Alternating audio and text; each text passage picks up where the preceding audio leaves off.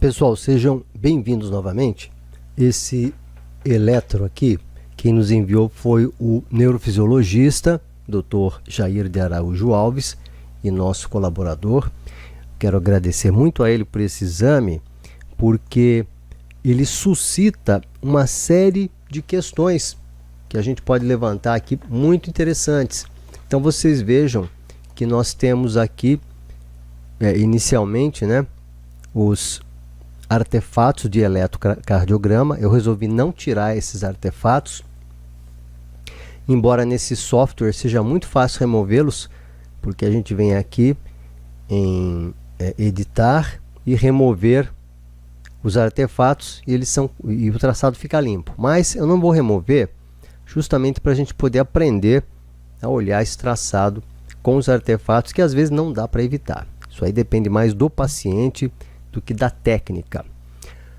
Nós vemos que é um traçado em que o paciente é uma jovem de 23 anos, uma encefalopata epiléptica grave, e nós vemos que a paciente ela tem uma atividade de fundo aqui bem lenta, né? Difusamente lentificada.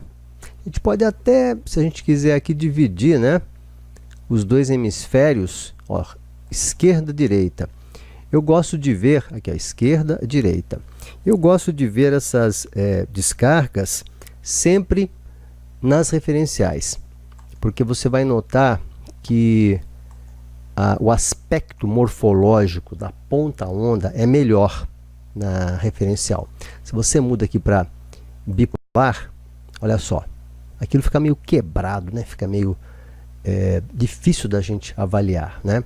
A bipolar, ela, como eu sempre falo, é melhor para a gente poder ver as reversões de fase, né? Poder ver os campos elétricos entre as regiões próximas, como é que eles estão ali atuando. Nós vemos aqui, vou colocar de novo aqui direita, esquerda. Eu vou tirar esses eletrodos aqui que não existem nessa montagem. Vou retirar aqui. E nós vemos então, em primeiro lugar, uma atividade de fundo quando ela surge, né? Quando ela surge, lentificada. E nós vemos pontas ondas. Se nós pensarmos que essa distância daqui a aqui é 1 segundo, então nós vamos ter aqui aproximadamente aqui uma ponta-onda, esboça outra aqui, ponta-onda. Você vê alguma coisinha de uma ponta aqui e a onda. Então nós teríamos uma frequência de aproximadamente 2,5 Hz. Lembrando, né, que nós contamos as ondas em Hz. Se você tiver duas ondinhas aqui em 1 segundo, 2 Hz, 3 ondinhas em 1 segundo, 3 Hz, e assim sucessivamente. Então aqui, a frequência dessa ponta-onda, que dá para notar bem aqui, ó, a ponta-onda é mais ou menos 2,5, varia um pouco, né? Porque se você olhar aqui já, olha só, você tem uma ponta-onda aqui, não vai caber nem metade de uma ponta-onda aqui. Então é 2,5. Realmente eu risquei o 2 aqui, mas não, eu acho que está valendo, né? Pode ser 2,5 Hz mesmo. Aqui, ó. Tirar isso aqui, pode ser 2 a 2,5 Hz de frequência. Então a primeira coisa que nós vemos é isso, né? A frequência das ondas é uma frequência lenta. Deixa eu só apagar aqui. O que mais que a gente nota nessas descargas aqui? Elas são focais. Você poderia dizer que elas são focais, porque elas são aqui mais anteriorizadas, né? Mas se você olhar nas regiões posteriores, também você vê descargas. Nas regiões posteriores à direita e à esquerda, aqui é a linha média. Então você acaba vendo descarga de maneira o quê? Difusa e bilateral. Mas não tem que ser tudo igual? Não. Nas epilepsias generalizadas é muito frequente que você tenha as pontas ondas com predomínio anterior. E você veja, olha aqui, ó, nós temos uma lentificação difusa aqui desse traçado. Quando você consegue ver a atividade de fundo. Por quê? Nós temos uma grande quantidade de descargas. Você veja que você praticamente não passa uma página aqui sem que você veja descargas ponta onda lenta de predomínio anterior. Pontas ondas lentas difusas bilaterais simétricas de predomínio anterior com uma lentificação difusa da atividade de fundo. Aí você fala, então, o paciente está acordado ou está dormindo? Olha, está tão lento isso aqui, né? Isso aqui está tão lento que você fala, olha, é um traçado de um paciente encefalopata. Fica difícil saber se o paciente está acordado ou está dormindo devido à lentificação dessa atividade de fundo. Mas você poderia então dizer o seguinte, ele está acordado, porque eu vejo algum ritmo aqui, mais na faixa alfa, aqui nas regiões posteriores. Na verdade, a gente tem um ritmo misto aqui, né, pessoal? Tem um ritmo misto que é difícil de avaliar. Essa paciente provavelmente ela está dormindo porque nós não vemos em nenhum momento aqui artefatos de movimento ocular, né, de piscamento também. Você vê que tem poucos artefatos aqui. Quando tem artefato, é artefato de eletrodo que soltou. Tá vendo? É um ou outro eletrodo que soltou apenas. Nós não vemos artefato de movimento muscular, não vemos artefato de piscamento. Isso aqui tudo não é piscamento. Isso aqui é ponta onda lenta, difusa, bilateral, predomínio anterior. Você tem surtos, né? Podem durar, as descargas podem ser únicas, como aqui. Você tem um período aqui em que você vê atividade de base sem descarga, mas difusamente lentificado. E como você pode ter surtos também, olha só, durando vários segundos numa mesma paciente. Ou seja, as descargas epilépticas ponta onda lenta, elas são praticamente contínuas. Aqui, possivelmente a paciente acordou, né? Agora a gente começa a ver, ó. Aqui a gente sabe que a paciente está acordada. A gente começa a ver artefatos aqui de movimento ocular. Aí você fala, não, mas artefato de movimento ocular, mas só tem de piscamento, né? Mas só tem de um lado. Os artefatos são assim. Às vezes eles podem aparecer mais de um lado do que de outro. Está fazendo a fotoestimulação, tem os artefatos. Aqui já artefato muscular, tá vendo? Então realmente a paciente agora deu uma bela acordada aqui. E vamos ver se a gente consegue ver um alfa aqui nas regiões posteriores. O que a gente vê nas regiões posteriores é que realmente a frequência aqui aumentou um pouco, né? Aumentou um pouco mais nas regiões posteriores, aumentou de forma também similar nas regiões anteriores, posteriores, anteriores. E parece que a gente define melhor aqui na região de CZ um ritmo semelhante ao alfa. Na região posterior a gente não vê, tá vendo? Tá bem lentinho aqui. Que é comum, né, em pacientes com encefalopatias epilépticas graves, muitas descargas.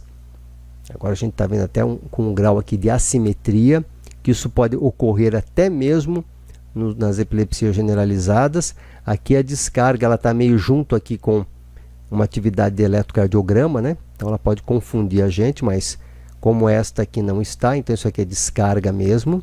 Você pode ter umas pseudo-focalizações nessas epilepsias generalizadas. Então você tem um traçado com atividade de fundo lenta e ponta onda 2,5 Hz principalmente, né? Difusa bilateral simétrica de predomínio anterior. A gente tem descargas ponta ondas que são de 3 Hz ou mais de frequência. E a gente tem essas descargas mais lentas, ponta onda lenta. A ponta onda lenta eu não estou dizendo, eu não quero dizer, preste atenção nesse detalhezinho aqui. Eu não estou querendo dizer ponta onda lenta. Não é uma ponta e uma onda lenta. Aqui nós temos uma ponta onda lenta. Isso quer dizer que a frequência tem 2,5 Hz ou menos. 2,5 ou menos Hz. Esse é o padrão, então, que nós vemos. Em que situação? Qual situação que a gente vê isso? Vamos para a literatura. Vocês vejam, a gente tem muito preconceito no Google, mas se a gente usar o Google como uma ferramenta, a gente consegue, uma ferramenta médica, a gente consegue obter todos os dados que a gente quer ali. É uma ferramenta séria também. O Google depende do que você procura, né? Você veja, eu coloquei aqui, ó, em inglês a busca é melhor. Eu coloquei Generalized Slow Spike Wave. Então, surgem todos, são páginas e páginas de artigos científicos, de páginas da internet.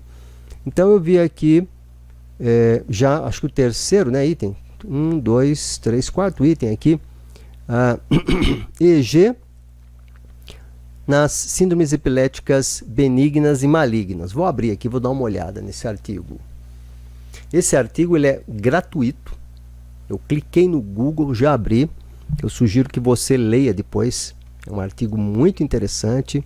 Eu dei uma revisada nele para poder mostrar para você. O artigo do Ivo Drury. Esse artigo aqui, ele é de 2002, mas ele fala, ele é bem completinho, viu, esse artigo? Ele fala bastante coisa aqui sobre as síndromes epiléticas, como é que você examina o EG, né? Atividade de fundo, você vai olhar primeiro, os transientes depois. Você vai ver se é normal para a idade ou anormal. Se for anormal, a atividade de fundo é anormal, generalizada ou focal. O transiente é não cerebral, é um artefato, ou ele é cerebral? Se ele for cerebral, ele é normal. Transiente é uma coisa que ocorre episodicamente, né? Uma onda aguda de vértiges é um transiente, por exemplo, benigno, né? Normal. Ele é não específico, ele é epileptiforme. Se for epileptiforme, ele é uma variante da normalidade? A gente discutiu alguns dias atrás aí as Phantom Spike Waves, né? Lembra uma coisa epilética, não é? Se é alguma alteração epileptiforme significante, é focal ou é generalizada? Nesse caso, nós vimos que é generalizada. Antes da gente prosseguir, eu queria mostrar mais uma coisa interessante, né? O Drury, ele é da escola americana. Então vocês vejam que interessante o que ele fala aqui. A abordagem da interpretação do eletrocefalograma. Então esse é o pensamento da maior parte dos eletrocefalografistas americanos, né, da escola americana. Cada eletro deve ser visto com a máxima objetividade. O que ele quer dizer com isso? Você só descreve o que você está vendo. A gente descreveria nesse laudo aqui ponta-onda, difusa, bilateral e simétrica. Descargas frequentes. Ponta-onda lenta, né? 2,5 Hz. Só, acabou. É o que ele fala aqui. Idealmente, o eletrocefalografista deve escrever os achados e fazer o diagnóstico do eletro,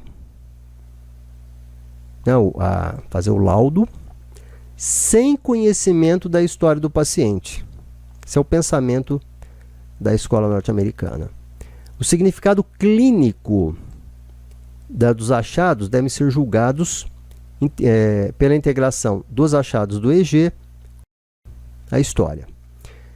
Então ele acha que você deve fazer só o seguinte: você coloca ponta onda lenta, 2,5 Hz, difusa, bilateral e simétrica, é o diagnóstico, é a tua conclusão do laudo e acabou. Você não coloca mais nada ali. Então você pode fazer isso, não é errado. Você não está errado fazendo isso. Eu acho que até quando a gente está começando, é uma abordagem bem interessante, porque você fala realmente o que você vê, mas de maneira descritiva. Está totalmente certo. Entretanto, existe esse cidadão aqui, o Crisóstomos Panayotopoulos, né? Eu sou tiete desse sujeito aqui, sou fãzão dele, né? Porque ele tem uma abordagem diferente. Ele é da escola europeia e ele fala, inclusive, pessoal, tem esse livro dele aqui, As Epilepsias, Crises, Síndromes e a manutenção dessas síndromes gratuito na internet. É só você procurar Panayotopoulos, as epilepsias, já aparece ali para você no Google. Você pode estudar por esse livro aqui, fantástico, maravilhoso. E o que é que o Panayotopoulos fala para a gente?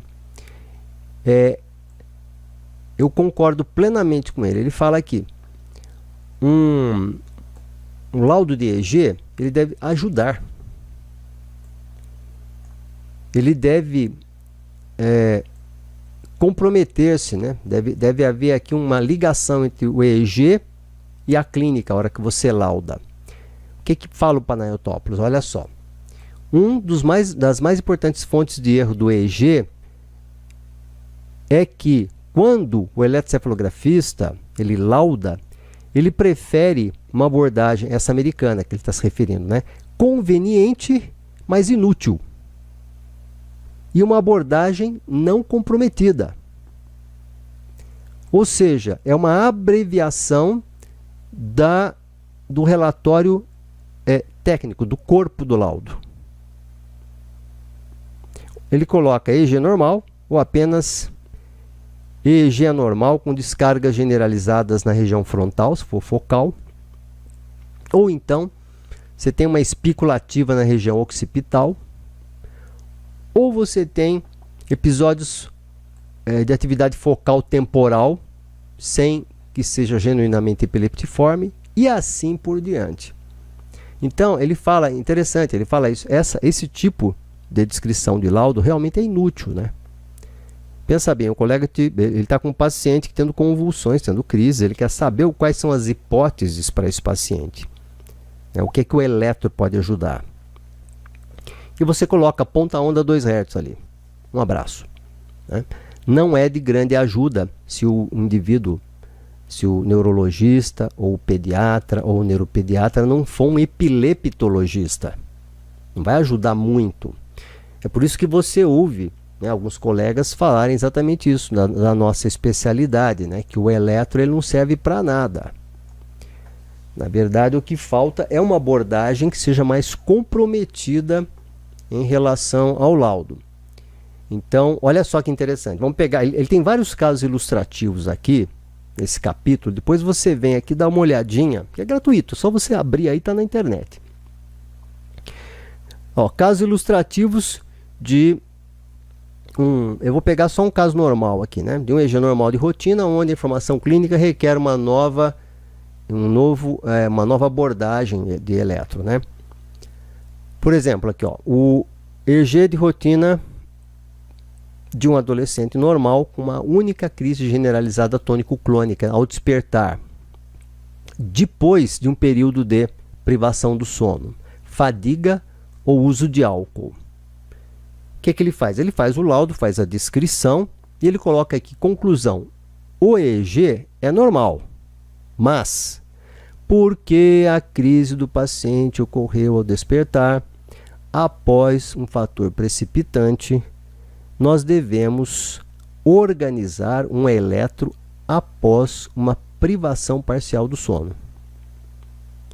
O EEG foi normal, mas após o despertar houve um breve, 1 a 2 segundos, e assintomático, padrão de descarga ponta-onda generalizada 3 a 4 Hz durante a hiperventilação.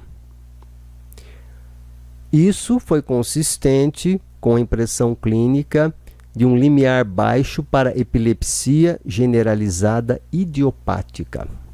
O paciente foi avisado de que fatores precipitantes, a respeito dos fatores precipitantes, e nenhum medicamento foi feito no caso desse paciente. A diferença aqui é o seguinte, muitos neurofisiologistas são apenas neurofisiologistas, né? E o Panayotopoulos, a minha formação foi semelhante à dele, né? Eu, nos anos 80 e começo dos anos 90, eu acompanhei o ambulatório da Unifesp, no Hospital de Epilepsia. Então a gente via os pacientes e via os exames. Então o exame era discutido em cima do paciente. Panayotopoulos, ele é a mesma coisa, ele tem um ambulatório de epilepsia. Então ele discute os traçados em cima do quadro clínico do paciente. Por isso que é importante, pessoal, que a gente tenha uma técnica que colhe uma pequena história. Porque essa pequena história vai nos guiar para o tipo de síndrome epilética ou quadro que pode ter o paciente. Aí a gente pode estabelecer, inclusive, alguns comentários eletroclínicos em relação ao paciente. Bom, mas que comentário eu faria então, né? Como é que eu poderia usar essa abordagem aqui do Panayotopoulos no laudo dessa pessoa? A gente volta novamente, né, nesse traçado do Drury, nesse trabalho do Drury, e a gente faz o seguinte. Ele tem vários traçados bonitos aqui, interessantes. Ele fala de todos os grandes grupos de epilepsia, né, com os seus achados eletrográficos aqui. É um trabalho muito bonito, né? E você vai descendo, você vê aqui, ó, ponta onda lenta. Essas descargas, isso aqui você pode resumir e colocar nos comentários depois do teu laudo. Colocar algo assim, né? Essas descargas ocorrem em epilepsias generalizadas sintomáticas e são achado típico das crianças com síndrome de Lennox-Gastaut. Aí você fala, mas essa pessoa tem 23 anos. Então, se você olhar na literatura, você vai ver que Lennox-Gastaut existe começando na idade adulta e até na meia-idade. Isso aí você pode levantar na literatura depois. As pontas ondas lentas. Ponta onda lenta aqui no caso, não é a onda lenta só, né? Não é a ponta mais uma onda lenta, volto a repetir, né? É a ponta onda que tem 2,5 Hz ou menos de frequência no traçado. Então, Lennox-Gastaut tem a ponta onda lenta, retardo mental e vários tipos de crise. Lembrando o seguinte, que existem também outros quadros que a gente não vai discutir aqui, que não, esse quadro de ponta onda lenta necessariamente não é Lennox-Gastaut. Há uma grande discussão a respeito disso aqui, né? Alguns autores exigem o ritmo rápido, um ritmo epiléptico rápido, ou trem de espícula, se você quiser, o ritmo recrutante, se você quiser também, no traçado, para que você possa fechar como Lennox-Gastaut. Mas a princípio vamos dizer que seria esse aqui um comentário que você poderia colocar no laudo do teu exame. As pontas ondas lentas, elas podem evoluir a partir de um eletro normal, elas podem aparecer, ou podem evoluir a partir de uma ipsarritmia, que é muito frequente isso, né? Depois do West vem o Lennox, ou pode evoluir a partir de um traçado multifocal também. Você tem uma encefalopatia isquêmica, por exemplo, né, neonatal, e o paciente difusa, grave, o paciente começa a apresentar um traçado multifocal e depois evolui uma ponta onda lenta que pode ser um Lennox-Gastaut ou não. Como a gente viu nessa paciente aqui, ó, a atividade de fundo de vigília é lentificada. Ali no começo, essa paciente aqui que nós vimos, né, no comecinho aqui, você veja, você não tem artefato nenhum, né? Tem artefato de eletrodo, tá? Isso aqui não conta. Eu digo artefatos difusos, artefato de piscamento, você não vê.